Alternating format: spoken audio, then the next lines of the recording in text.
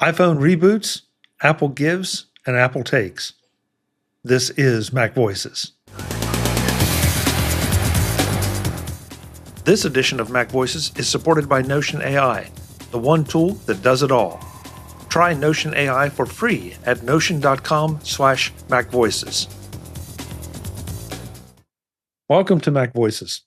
This is the talk of the Apple community, and I'm Chuck Joyner. This is MacVoices Live. It's Tuesday night, 8 p.m. Eastern, 5 p.m. Pacific, whatever time that is, wherever you are. You could be joining us on YouTube at youtube.com/MacVoicesTV. Like, let's see, who else do we have? We have Cletus in there. We have Paul in there so far. We have a number of undesignated people who haven't let us know they're there yet. I love the lurkers. So hello, lurkers. Whenever you feel the desire, just please identify yourself by making a comment in the chat. We have a lot to get through tonight, which seems kind of strange given that there doesn't seem like there should be a lot of Apple news and a lot of news in general right now headed into the holiday, but au contraire. So let's go around the room, see who's here, and then we'll get to it. As usual, top left of my screen, Mr. David Ginsburg. David, good to see you. Good to see you as well, Chuck. Glad to be here. And I'm sporting a brand new webcam. It's the Insta Link 2. No thanks to you, but gave in, and yeah, I'm really liking it. So, but I got the test for the first time here on this show. So. Yeah, Dave and I are both running Insta Link 2, and I'm very happy with mine. Me too. Yeah. So. Next in line on my screen is Mr. Brian Flanigan-Arthurs. Brian, great to have you as always. Thank you so much. Glad to be here. Yeah, he's tie number one. Tie number two is coming up in a minute. Eric Bolden is here with, I don't know what the Blue Jay is doing behind him, but he can explain. Eric, it's good to have you. Great to be here. It's the Blue Jay Challenge. Can you hook yourself over the edge, lean your beak down, get a seed, not fall off, and, kind of thumb your nose at the squirrel? Because the squirrels are always trying to do the same thing, but the Blue Jay is winning. I don't know. Another great picture. Eric, you're really into this, aren't you? A little. Oh, man. Speaking of really into it, Mr. Jeff Gamet is here. Chuck, I am so into you. Yeah, I said it, not me. I said it. I don't know what it is, but it's you. Yeah. First, thank you for putting up with me, but also, I'm just so happy we all get to be here and hang out together. Moments like this truly are high points in my week. I feel the same way, Jeff. And we missed you last week because you were off talking to a user group last week. I was. Yeah. You were, it was Capmug, right? Wasn't it? Yes. And it was like a old school team up because along with me, there was Dave Hamilton and Brian Chaffin. So they got the old Mac Observer lineup. And we did have a lot of fun. Good. Okay, well, then you can watch the recording of last week's show when you have a chance to see what we said about you. That's true. So I'm going to take notes. Yeah, you'll need them. Marty Jencius, good to have you as always. What's going on in your life? Oh, you don't want to know. Don't get me started. Well, then we could talk about it. Put it that way. No. This is between me and my therapist. We're not gonna go there. But I'm glad to be here. I'm glad to be here. I thought you were the counselor. You were the therapist. Well, we all need one, Oh. I mean, literally everybody here needs one. Yeah. This checks out. I thought we were kind of your own little group therapy session right here every week. So yeah, I'm doing group therapy probably 3 or 4 nights a week now on webcam. So, gosh. Well, if you decide you can give us a bulk rate, Marty, let us know. I do teach group work, so we could do it. Good to know. Jim Ray is here, looking very his background is very floral, very relaxing. It's like a Zen garden or something. I'm inspired by Eric. Okay. And I did take this photograph myself also. Oh, okay. Do you tend I assume those are roses. Do you tend the roses or just take pictures of them? That is that's Descanso Gardens, which is a few miles up the road where we're members. Eric visited when he was out here. Yeah, it's nice. Well worth a visit. Okay, good to know. Sporting a brand new quilt, I believe it's the first time we've seen it, Mr. Web Bixby, tie number 2. Web, good to have you. Yeah, good to be here. Before we get too heavy, tell me a little bit about the new webcam that you got, the InstaLink 2, I guess it is. Yeah, InstaLink 2. Insta360 Link 2. Yeah. Insta360. Bigger sensor, so the light captures a little bit better. All the same features. When you turn it off, it flips down. I got to be careful because I don't want to trigger the automatic follow because that seems to be a little more responsive than the InstaLink 1. But it'll automatically track you. I think it's just simply a better camera. It's just they up the game a little bit. There you go. There you go. So yeah. So I think Dave. So I got to get a new one now. So yeah. Yeah. Okay. Yeah. I'll send you a won't link. You won't be disappointed. You won't be disappointed. Well, folks, we have, again, as I said before, we have a lot to get to. Some of the things we could probably combine because they sort of fall in the same area, but there's just a lot here. So let's start out with something that has been discussed a little bit on the web, but Apple hasn't really talked about it themselves, that they allegedly quietly introduced an inactivity reboot in iOS 18.1 to safeguard a lost or stolen iPhone. So I'm going to throw a link into the chat in that with that, but also a link to another article about a developer who reverse engineered that particular feature. And as I understand it, what this means is that a phone that hasn't been used for a set use of time, if it's sleeping or whatever, it will actually reboot, with the idea being that it makes it a little harder for some of the cracking software and cracking devices out there to get in. And of course, law enforcement is having a little bit of a fit over this. And the security people are saying, oh, this is great because it just adds one more level of protection should your phone be stolen or taken or whatever. That's kind of all there is to say about it. I don't know that any of us keep our hands off our phones long enough for it to be reboot. But is this a good thing? Is this a bad thing? How do you feel about it? No, I like it. I think it's something that it was overly needed. I can guarantee you probably won't find this feature on an Android phone. So this gives me just more comfort levels of what security is available on iPhone. But you're right. If like us, many of us who are using our phones constantly, I doubt it happens. But there are times, a lot of people out there who have iPhones. They're not glued to their phones that often. Sometimes might leave it on their desk or in their purse or whatever, and it's not being used. And this is a safe way to do it because anybody can pick it up, and they're probably a lot easier to hack than it isn't when it was a fresh reboot. Yeah, I don't see this. I understand why law enforcement would be upset because if they see someone's phone, now they have a limited amount of time that they could use the relatively easier entry into it. But I don't see it as a bad thing, and as a user, I don't think it's going to affect me unless I go in for surgery or I'm down for a week or so with, a bad case of the flu or something. And then, okay, so the phone is rebooted and I just have to log back in. It's an awesome feature. Yeah, I agree. This is something that I wish Apple would have highlighted as a security feature for the iPhone, but I'm guessing they didn't because they knew that law enforcement would immediately just have a meltdown over this because, they're making it hard for us or doing this because Apple doesn't like us. And no, that's a side effect of giving us better security.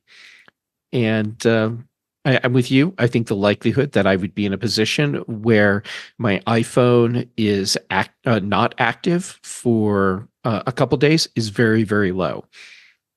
But if it were to happen, I absolutely want my phone to go back into before first unlock mode so that it's more difficult to hack into. I expect for me it would be something like you. I'm in the hospital. Hopefully that doesn't happen to either of us. Or I'm in the backcountry and I have lost my phone, and it's going to be a couple days before I'm someplace where I can actually do something about it. So in the meantime, if someone else finds my phone, then it's just locked down. Yeah. Brian? Yeah, I was thinking maybe I like this feature a lot, but for folks who think, well, maybe I won't use this feature because I use my phone so often, but maybe you have a secondary phone, maybe as a continuity camera. So, you don't use it as often. And so it's there in your house, it's powered on, maybe even plugged in, but you may not be using it as often. That's a really good point that I hadn't thought about. Because I do have an older iPhone that I'm not even sure I can go to 18.1, so it probably isn't going to be an issue there. But if you did have a secondary phone, because plenty of people carry two phones, one personal, one business. So for whatever reason, if you don't use one of those phones, you might find it just that you do have to relog in. But again, is that a big deal, especially with Face ID? Well, no, you'll have to enter the password. You won't be able to do Face ID. Yeah. Oh, yeah. Well, that's true. Good point. Yeah. But again, even so. Marty?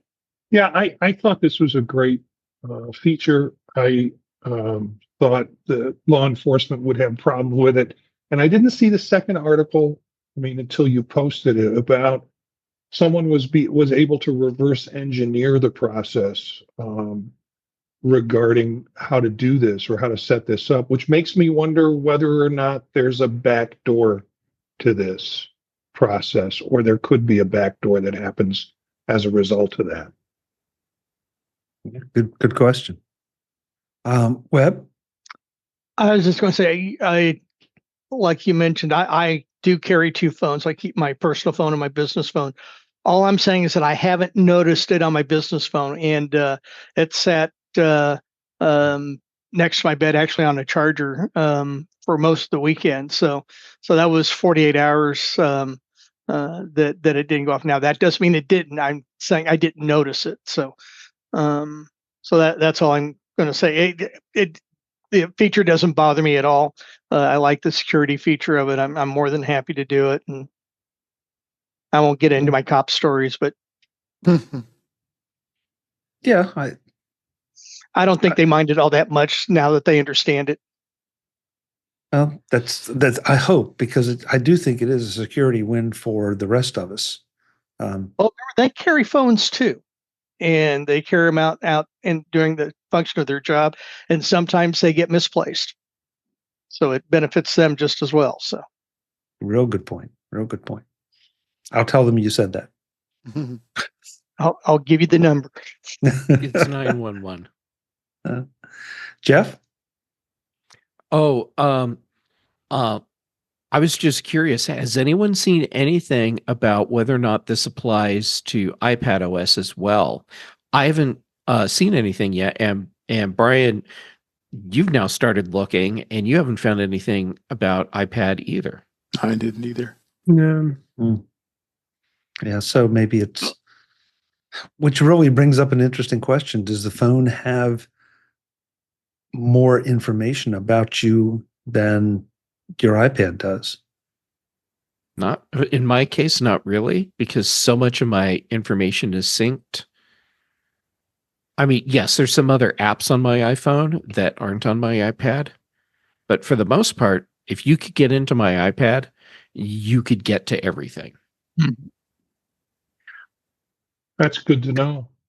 Oh, great! Now I have to hunt down Marty again.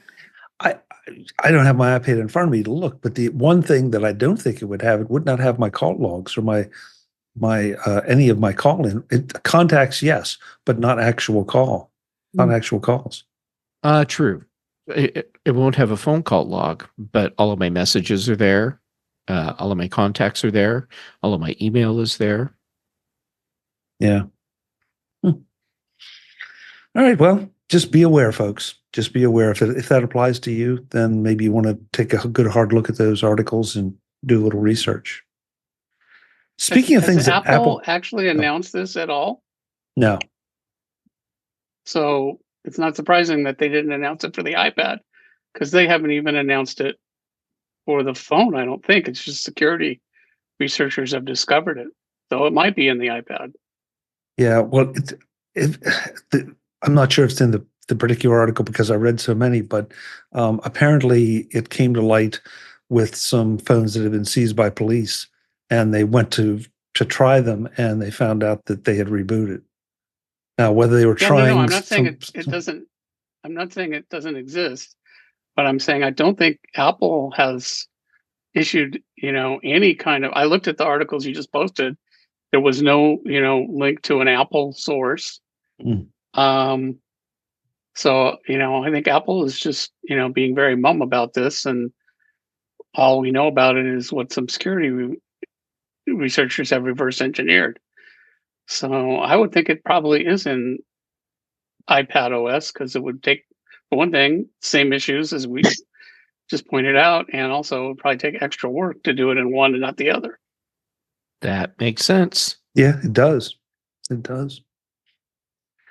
Speaking of things that Apple has quietly introduced that we recently found out about, one is that the new M4 MacBook Pros have quantum dot technology.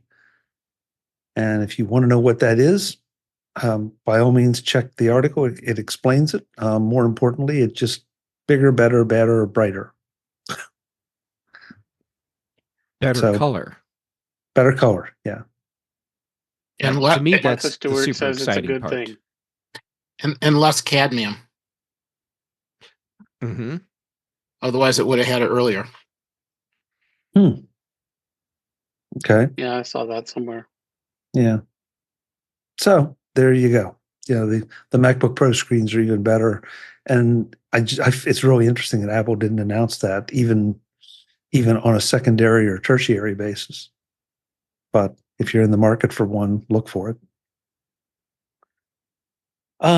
We just have a lot of Apple news tonight. Hey, do me a favor. Let's keep notes. So I have to get a new camera and a new MacBook Pro now. Okay, keep going. Yeah. Okay. Yep. We like spending your money, Web. Yeah, thank you. Yeah. Well, Web, just add a third iPhone in there so you can personally test the that reboot cycle. Got it. Okay, we have a thumbs up from Web. So, Apple releases Final Cut Pro 11, which is really, I think, very interesting. For those of you who are listening live and care about this kind of thing, Larry Jordan is doing one of his 2-time webinars. There's one at 9 a.m. Eastern, one at noon Eastern tomorrow that you can sign up for free at larryjordan.com. And he's going to be going through all of the new features. And so I'm going to defer to him as an expert. But there is one of the interesting things I've read about that I'm anxious to see demonstrated is a magnetic selection tool, so that you can color correct and modify just certain things, sort of like, if I'm understanding it correctly, sort of like the way you can lift people out of photos and all. You can now identify those people, let's say in a piece of video, and then work your magic on them, as opposed to having to just do it as the whole image. And there's a transcription to what a transcript. Oh, for God's sake, to not the lower thirds, but somebody help me. Captions.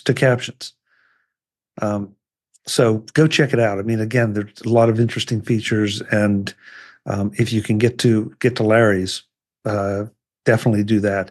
And he records those, so even if you can't get there, you can purchase it later, and it would be well worth it as a great introduction to the new features. I know we have and Eric and I are both Final Cut users. Anybody else here Final Cut users? I use it. I use it. I need to get more proficient. Yeah. So. Yeah, the big news with Final Cut is spatial audio or spatial video editing. That is now part of it, and that is a good boost for folks with Vision Pro, and a nice tie-in for it. So, I'm so glad you said that, Marty, because not being a Vision Pro owner, in spite of the best efforts of you, Eric, and Dave, I forget the fact that now, so you'll be able to do a little bit of editing, or a lot of editing if you want, on your spatial videos for your Vision Pro. So yeah, that's another, and that also says something about Apple's commitment to the Vision Pro as a platform. I think because we didn't have 3D editing in there for a long time, and they finally put it in, and now you have the spatial editing, and it's popped in pretty darn quick. Yeah, and DaVinci Resolve just added that feature too. So we've got two good video editing players taking a peek at spatial audio or spatial video. Yeah, good to see. Definitely good to see. Today's edition of MacVoices is supported by Notion AI, the one tool that does it all. Try Notion for free at notion.com/MacVoices. There are lots of things to do in December: holiday shopping, parties and family gatherings on the personal side, and all those end-of-year responsibilities on the business side. Wouldn't you love to have some extra help this year, and next, and next, and the next? You need Notion. The new Notion AI is a single AI tool that does it all. Search across Notion and other apps, generate docs in your own style, analyze PDFs and images, and chat with you about anything. Notion AI isn't on an island by itself. It connects to GPT-4 and Claude, so you can ask for help on almost anything. Its AI connectors let you search across Google Docs, Sheets, and Slides, and support for GitHub and Jira is coming soon. It's the perfect place to organize all of your tasks in one app, rather than jumping around from one to the other and then back again. And that makes tapping into the power of Notion AI even easier. Notion can be found on the computers of more than half of the Fortune 500 companies. Those teams are sending less email, canceling more meetings, and getting more done, since everything is right there in one place. Doesn't that sound like something you want to do? Try Notion for free when you go to notion.com/MacVoices. That's all lowercase letters, notion.com/MacVoices, to try the powerful, easy-to-use Notion AI today. And when you use my link, you're supporting MacVoices. Notion.com/MacVoices. Try it today. Thanks to Notion for supporting MacVoices. I don't know if any of us, I'm sorry Ben Rathig wasn't here tonight because he might be the one that could comment on this, but Apple Arcade is getting 5 new games. 15 new games, pardon me, 15 new games. And I don't know if any of you looked at that, or any of you feel competent or have any thoughts on that announcement. Yeah, we talked about it last week on In Touch with iOS. Some interesting games. A lot of them are some nostalgic ones like Pac-Man and Boggle and a number of others, and even got Barbie Color Creations. I'm excited about that one. Yeah, right. But I think they're all cool games, I guess. I mean, it's just I find it interesting to see Apple really getting into the gaming piece and really getting a lot of these different titles and expanding upon arcade. Arcade is, being you can buy it standalone or part of the Apple One bundle. A lot of people tend to not buy it on its own, but some do because they like the gaming. And then with the advent of the new Macs that are out now, especially the Mac Mini and the MacBook Pro, gaming is going to go to another level with the M4 and M4 Pro. So I think there's some cool games. Brian?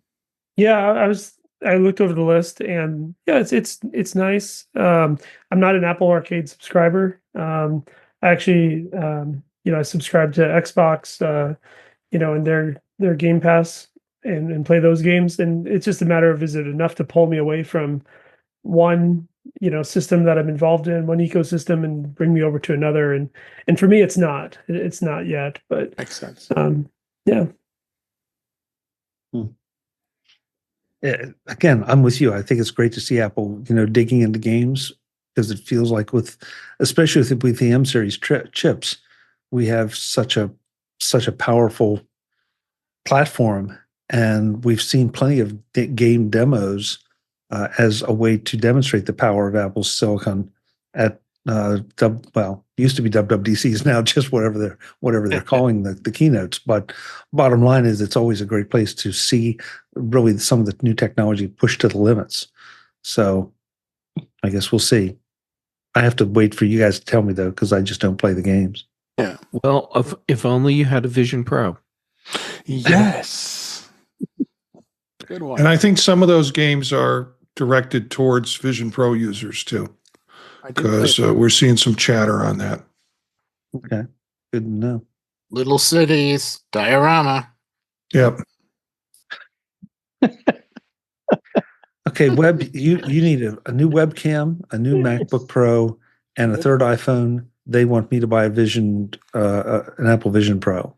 So, well, Web needs a Vision Pro too. Yeah, because then you get that large display. It's secure. He's quiet. Somebody take a screenshot of Web right there. So, anything else while I'm taking orders? Not yet, but it's early in the show, Web. So, so Apple has given us a lot. Apple is taking away some things. A couple things, actually. One of them is you will no longer be able to back up your iOS 8 device or earlier to iCloud. In 30 days, that they're turning that capability off. Yeah, I mean, so that was pretty fair what Apple did to keep that enabled for all these years. What is iOS 8? I think going back 10 plus years almost. People who've got those older devices, I know they've hung on to them for dear life. Folks, it's time to move on.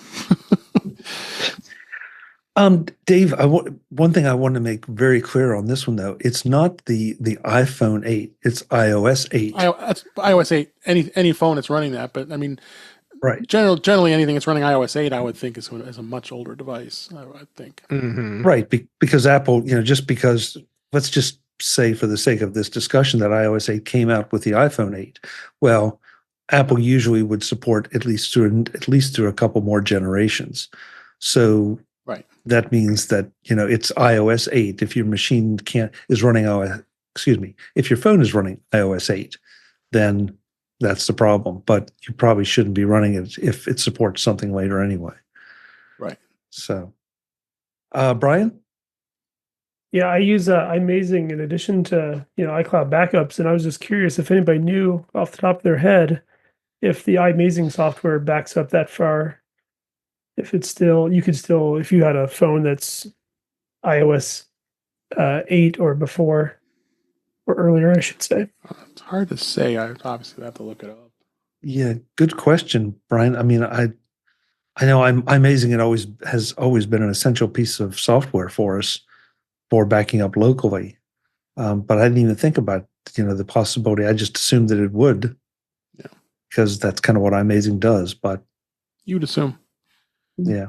Going back to iOS 8 was released in September of 2014, and then its last release was on August 2015. So that's 10 years.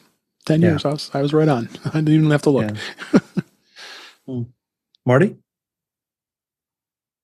Oh, you're muted, Marty. I just did a quick search, and iMazing can back up iOS 8 devices and put that in the chat. Thank you. Yeah, okay. Their tech support page, you can still back up a first-gen iPhone with iMazing. That's amazing. That's iMazing. That's iMazing. I want to see the chimera of adapters people stick together to get a first-gen iPhone connected to a modern Mac. Huh. Yeah. Oh my. So that's one thing Apple is taking away. And shoot, sorry, I'm having trouble with the pasting the chat. Yeah.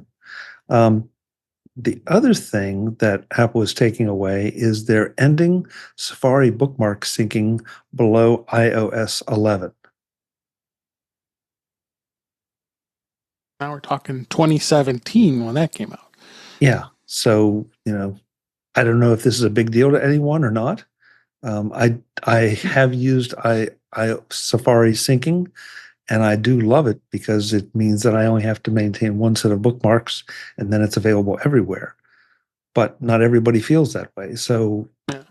I don't know. Do you all use it? Do you all maintain separate bookmarks on separate machines or devices? I'm like you. I have one set and it covers all my devices. It's convenient. I like it. So Yeah. I don't know if there's a way to have multiple sets. So my solution to that, because there are situations that I would like a separate set, I just use a different browser. Right. That doesn't necessarily sync. Yeah, So I'm primarily a Firefox user, at least on the Mac, and I use it a little bit on iOS. So the nice thing about Firefox is it does have its own account you set up, and it syncs all your data very easily with the account. So where Safari is more a links file, and it does the syncing onto iClouds. But yeah, I mean all the browsers do it. So I mean Microsoft Edge and Google Chrome, they all do it. okay.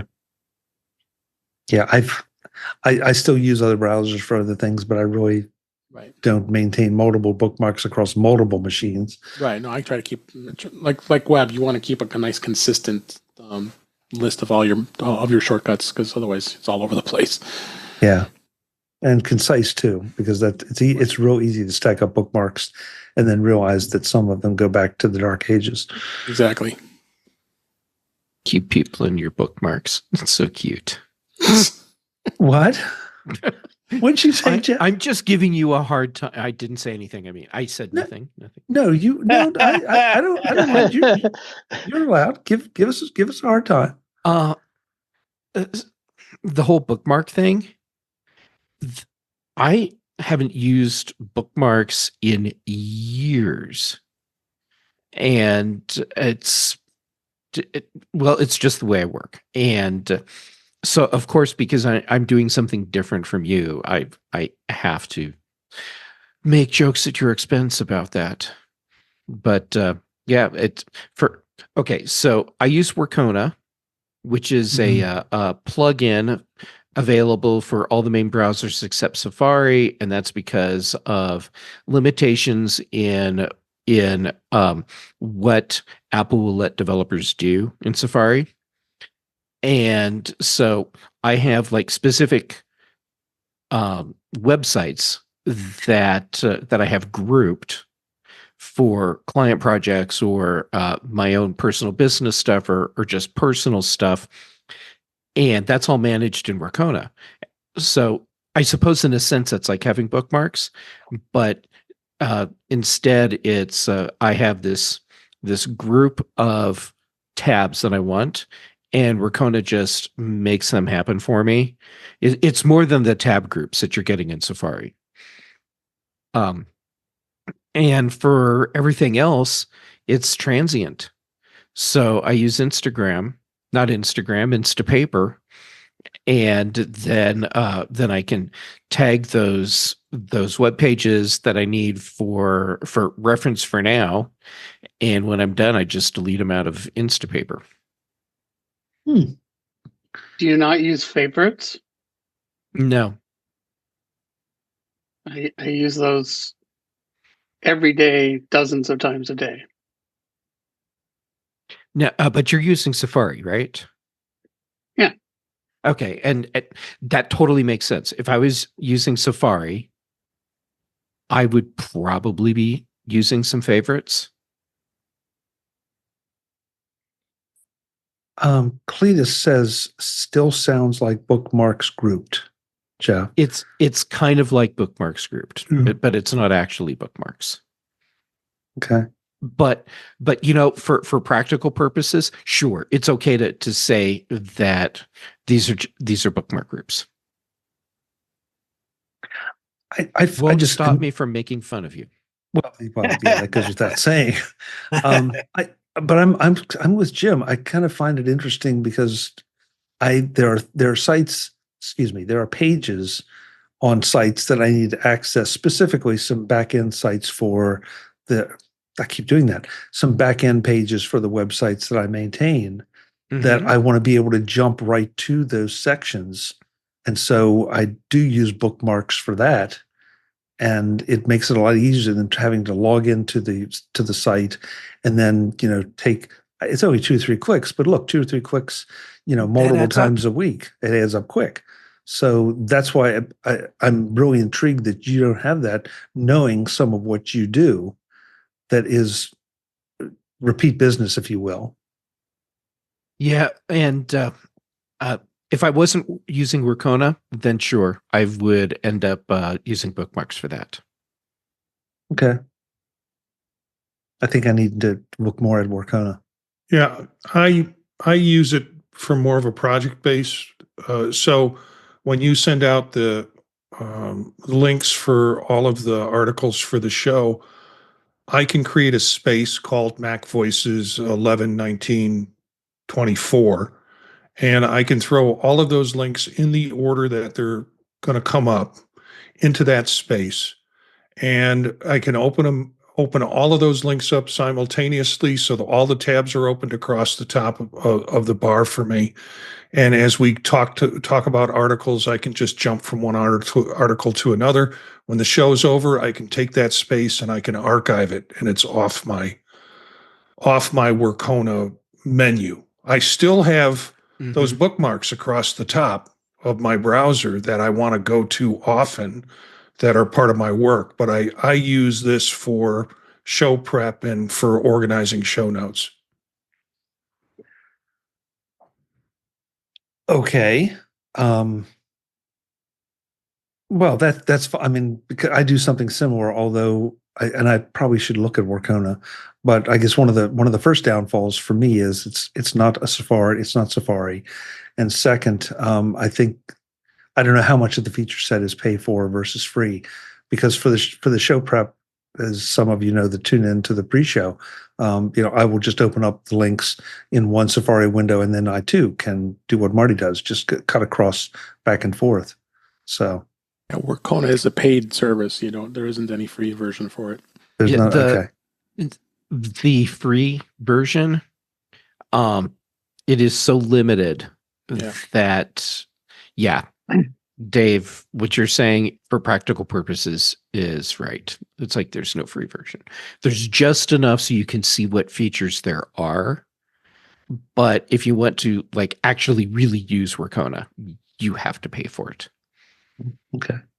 And it's a business tool. So just so everyone knows, that I spend $80 a year for this, which for a business tool is actually pretty cheap. And I like what Marty said about how he does the show notes here for this show, or the links for this show, that not only can he open them and do that, but he also can then archive the whole set in one place. That's something I don't have the capability of doing unless I do it manually.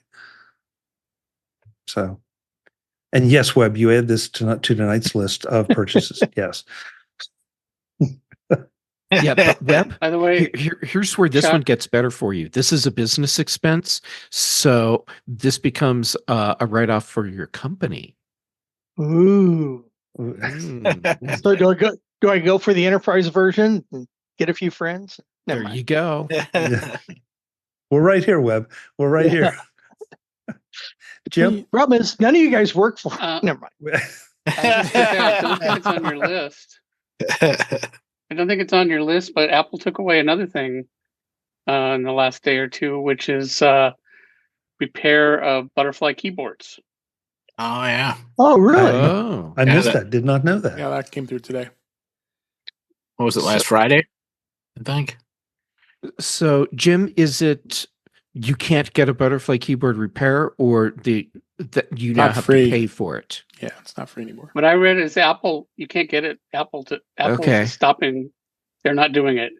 So you'd have to get someone else to do it. Wow. Apple's isn't free. that kind of unusual well, let me use the phrase that they're making that as an end of life item, but the computer is not. You can still get the computer repaired, but you can't get the keyboard repaired. Is that what I'm hearing now? Right. Maybe the computers are already end of life. I'm not sure. Yeah, I don't know. I can admit I never had a butterfly keyboard device. So Count yourself lucky. Nothing matters that. I guess you yeah. didn't have laptops.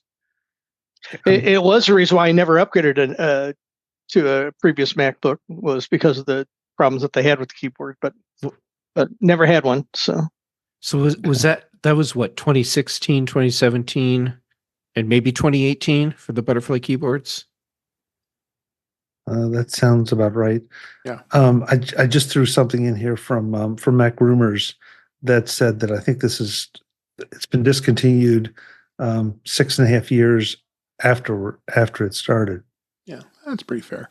So, I mean, 6.5 years, really? I would think that by now you would know if you had a problem and would have. Oh, well, Chuck, part of the problem people is have it over and over again. Yeah. Yeah. My 2016 MacBook Pro it seems like it was always in an Apple repair center. And of course it wasn't all the time, but it just felt like that. And I think by the time, for me, Apple just finally said, you know what? We're just going to give you a new laptop. This is like 3 years running of replacing keyboards and then logic boards and just like going over and over and over. And finally they just gave up and said, here, have a brand new computer that doesn't have a butterfly keyboard. Interesting. I just found a Verge article. Apparently it was 2015 to 2020. So not that long ago for the last ones. Wow. Marty just gave us a link in the show notes to the models. It's in the article that you had posted. It's just further down. Okay. All right. I just threw it into the chat rooms anyway. Okay. Thanks, Jim. I missed that completely. I figured it fit in with the today's theme of Apple takes stuff away. Yeah. Apple giveth, Apple taketh away. Oh, gladly take that away. That's a lot of laptops. Yeah. And you'd think that after the first year, they would have been like, maybe we should put a different keyboard on these. But man, they stuck to it. Trying to they do not admit defeat that quickly. Yeah. No, clearly they do not. Well, and remember the introduction to that. I mean, that there was so much hype over the engineering that went into it. And unfortunately, it just didn't hold up. No, it did not. It was never good for people that ate toast over their laptops. Because it only took one little crumb. And inevitably, that took out half the keyboard. Not saying I eat toast over my keyboard. Sure. Yeah. But I work with people who do. who eat toast over your keyboard, Eric? Yeah. You let them eat toast? Let's move on before Eric has to confess to something. Visit MacVoices.com for show notes and to connect with Chuck on social media. Get involved in our Facebook group or like our Facebook page, and get more out of your Apple tech with MacVoices Magazine, free on Flipboard and on the web. And if you find value in it all, consider supporting us through either our Patreon campaign at patreon.com/MacVoices, or by making a one-time donation via the PayPal link on our front page and in the show notes of each episode. You will join these fine people who help bring you Mac Voices.